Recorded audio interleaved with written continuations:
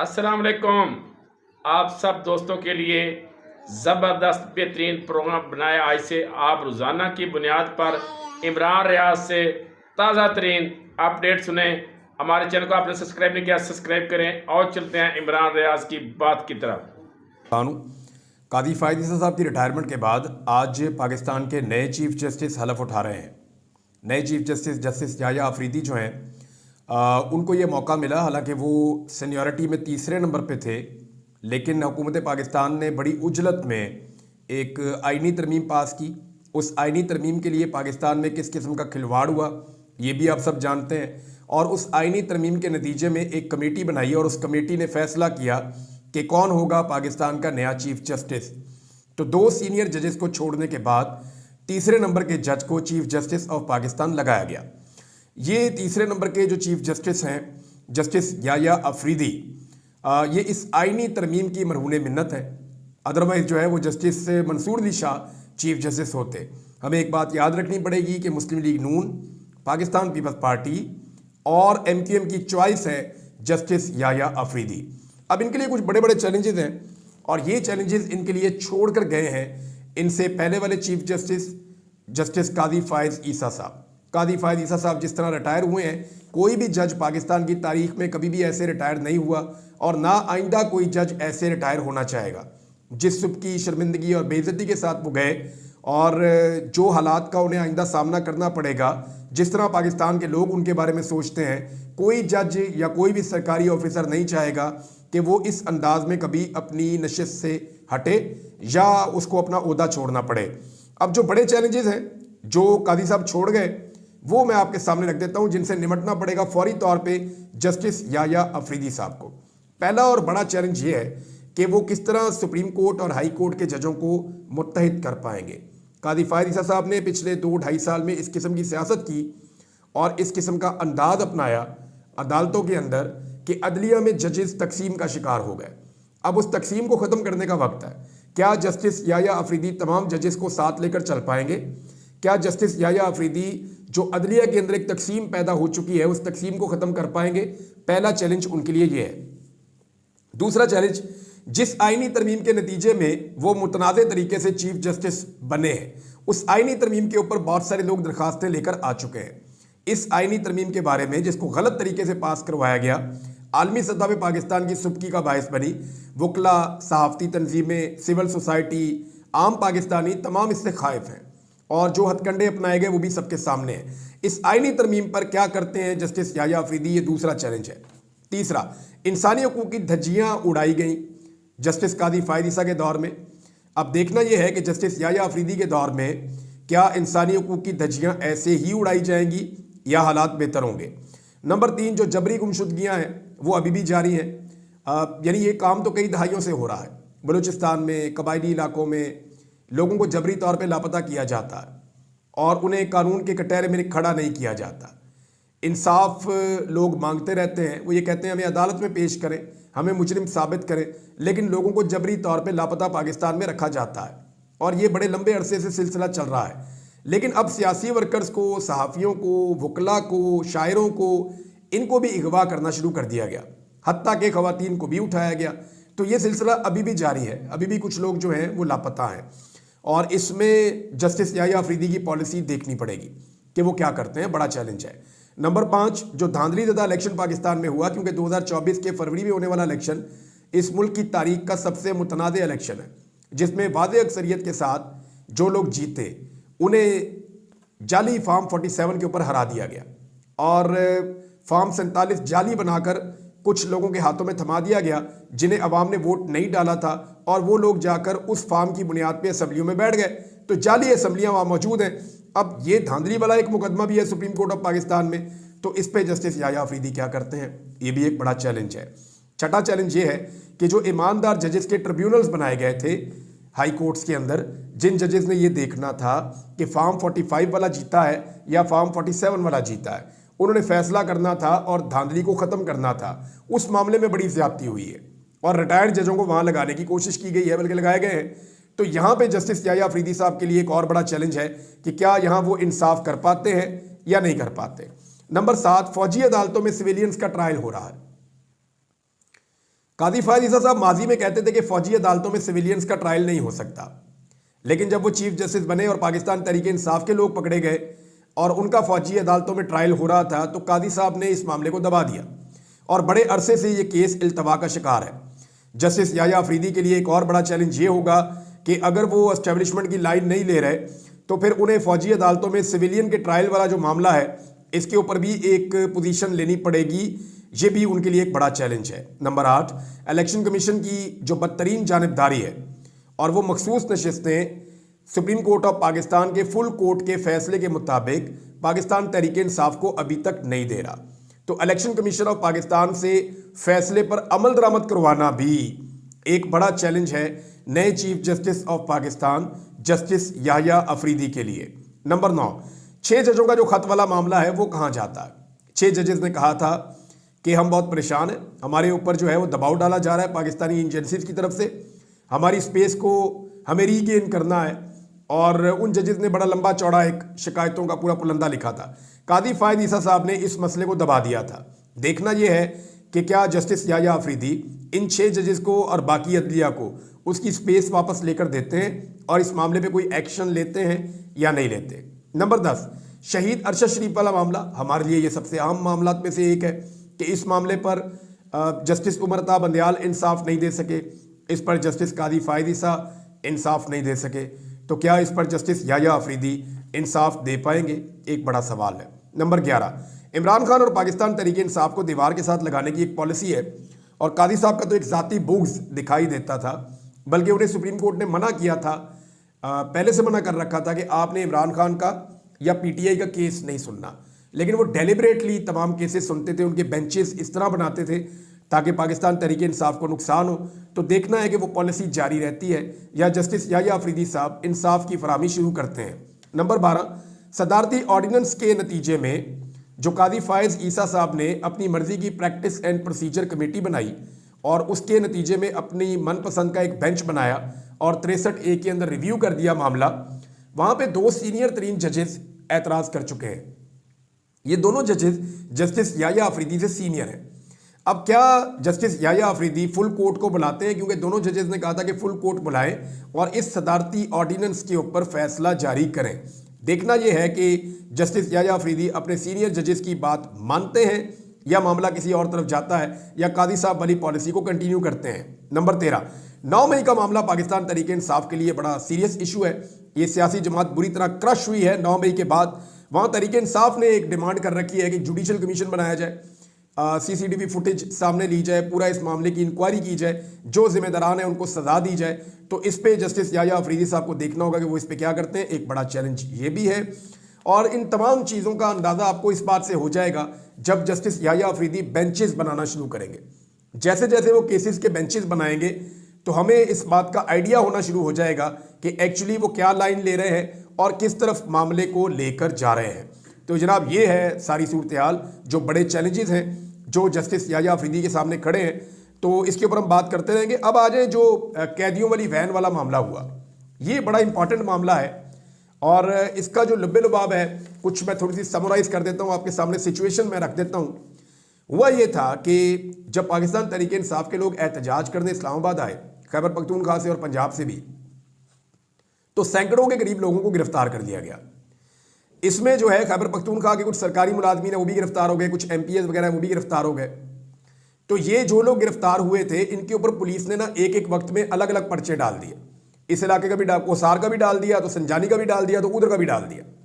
जब ये मामला जजेस के सामने आया तो कल जज साहब ने कुछ 82 लोगों को एक साथ डिस्चार्ज कर दिया था। यानी ये वो सारे लोग हैं जिनके ऊपर कोई और मुकदमा पेंडिंग नहीं था। 82 मुकदमात में ये डिस्चार्ज हो गए थे। जो दूसरा मुकदमा पेंडिंग था उसमें इनकी बेल हो चुकी थी, लिहाजा अब इनकी हथकड़ियां खोलनी थी।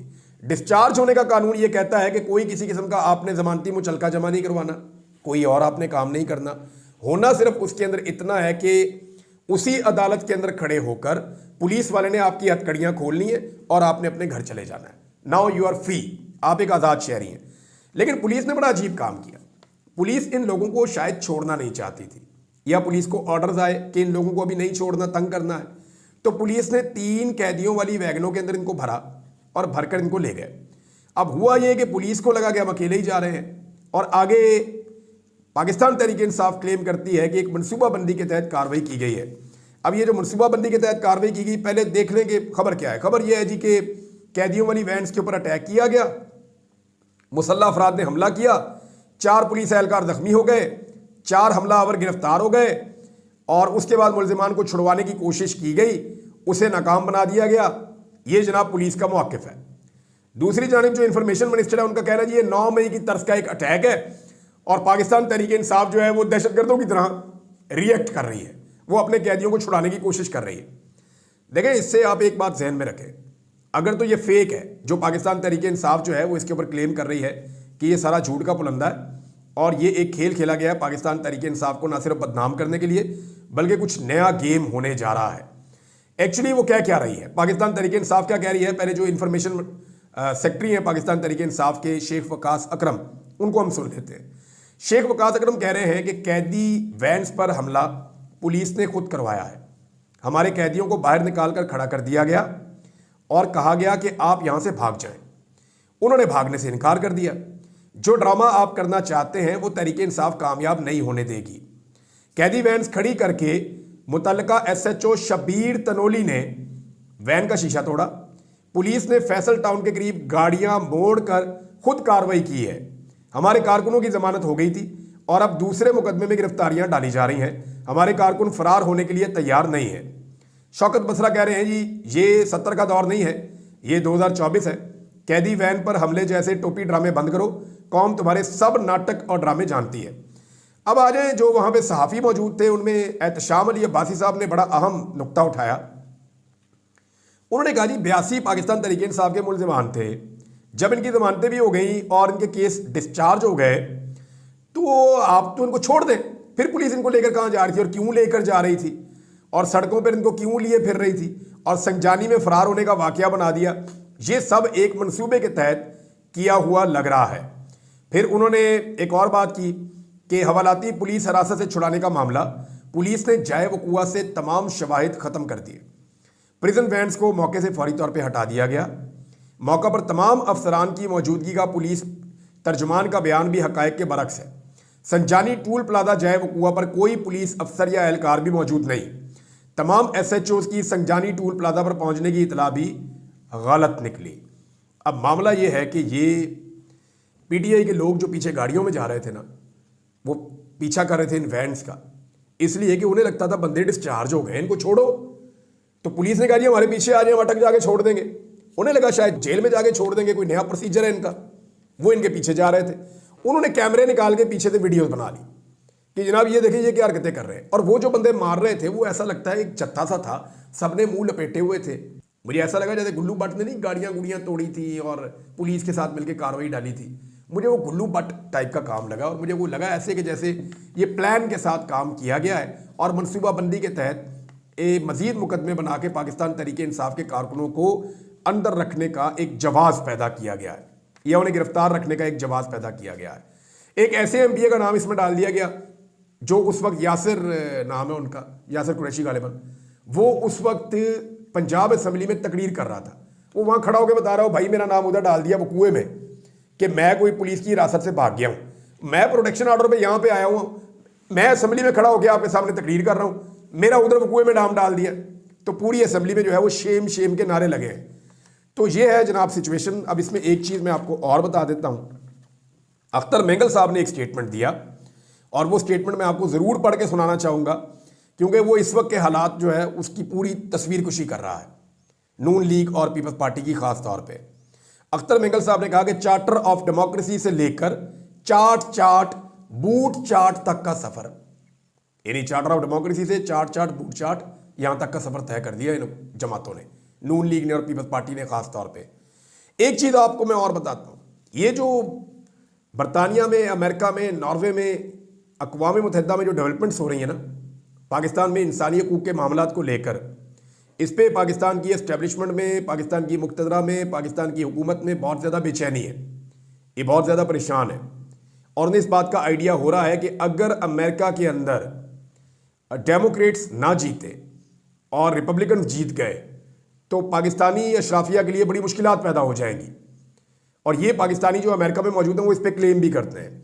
इस इलेक्शन के बारे में कुछ वीडियोज़ मैं करूँगा आने वाले दिन में कि कौन आगे चल रहा है, कितना आगे चल रहा है, कैसे वहाँ पर इलेक्शन हो रहा है, किस तरह उसके रिजल्ट आ रहे हैं, चीज़ें आपके साथ हम शेयर करेंगे। ज़रा वक्त आने दें, थोड़ा सा करीब जाने दें चीज़ों को। लेकिन ये मैं आपको अभी बता देता हूँ और कंफर्म बता देता हूँ कि अमेरिका में अगर रिपब्लिकन्स आएंगे तो पॉलिसी तब्दील हो जाएगी। और ये जो कुछ भी हो रहा है आलमी सतह पे, आवाज़ उठ रही है पाकिस्तान में इंसानी हकूक़ की खिलाफ वर्जियों पे, इस आवाज़ को लेकर पाकिस्तान के अंदर बड़ी बेचैनी और परेशानी है और ये परेशानी बढ़ती चली जा रही है। एक और चीज़ मैं आपको अमेरिका से सुनाता हूँ, ये बहुत इंपॉर्टेंट है। टका के बेइज्जती की है पाकिस्तान की वहाँ पे एक अमेरिकन सहाफ़ी ने। बल्कि मुझे अच्छी तरह याद है, मैं एक दफ़ा रायविंड में खड़ा हुआ था, नवाज शरीफ साहब के महल में। मैं रिपोर्टिंग कर रहा था, सन 2008-9 की बात है। तो वहाँ कुछ अंग्रेज़ जर्नलिस्ट आए मुख्तलिफ मुल्कों से, और वो हमें ये कह रहे थे कि यार ये गरीब मुल्क है, वहाँ मोर फिर रहे हैं, हिरन फिर रहे हैं, इनके बच्चे जो हैं उन्होंने बेहतरीन घोड़ों के ऊपर टांगे बनाए हुए हैं, सैरें कर रहे हैं, और ऐसा खूबसूरत लश पश किस्म का रायविंड है। यानी उसके अंदर सैकड़ों तो मुलाजिम थे, कोई इधर भाग रहा है, जिस किस्म के लेविश खाने वहाँ पे लग रहे थे। तो उसने कहा यार ये गरीब तरीन मुल्क है, इसके हुक्मरान इतने अमीर हैं, इतने तगड़े हैं, तो आप दुनिया से पैसे क्यों मांगते हैं? ये उस वक्त हमसे सवाल किया था। अभी ये सवाल जो है वो पूछा गया पाकिस्तान के वज़ीर ख़जाना से, जब वो अमेरिका में थे। एक अमरीकी सहाफ़ी ने सवाल पूछा। ये ज़रा सवाल आप सुने, आपको पूरी कहानी समझ आ जाएगी कि दुनिया पाकिस्तान के बारे में क्या सोचती है। अमरीकी सहाफ़ी ने कहा कि गुज़िश्ता 2 साल से मैं देख रहा हूँ कि अफ़गानिस्तान की मईशत पाकिस्तान से बेहतर लग रही है, डॉलर की कीमत भी वहाँ पे बेहतर है।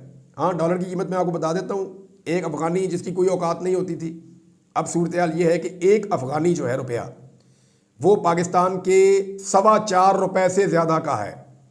एक अफ़गानी पाकिस्तान के 4.25 रुपये से ज़्यादा का है। ये हमने पाकिस्तानी मईशत के साथ इस वक्त किया है खिलवाड़। बहरहाल इसके अलावा उन्होंने कहा जी कि डॉलर की कीमत भी वहाँ बेहतर है। मुझे इसकी वजह समझ नहीं आई, मालूम नहीं है। जब भी पाकिस्तान से हुक्मरान आते हैं यहाँ अमेरिका में तो वो बहुत ज़्यादा खर्चा करते हैं, अय्याशियाँ करते हैं। वाशिंगटन डीसी में भी लोग देखते हैं कि हम कितनी खूबसूरत मुस्कुराहट के साथ भीख मांगते हैं। यानी आप जो अब भीख मांगते हैं यहाँ वाशिंगटन डीसी वालों से, वो आप इतनी खूबसूरत मुस्कुराहट के साथ मांगते हैं, इतना खर्चा और अय्याशियाँ करके मांगते हैं कि वो भी आपको देख रहे होते हैं।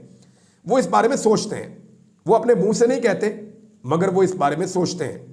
निज़ाम इंसाफ का भी पाकिस्तान में यही हाल है।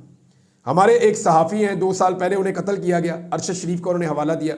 आज उनकी बरसी भी है, लेकिन उन्हें अभी तक इंसाफ नहीं मिला।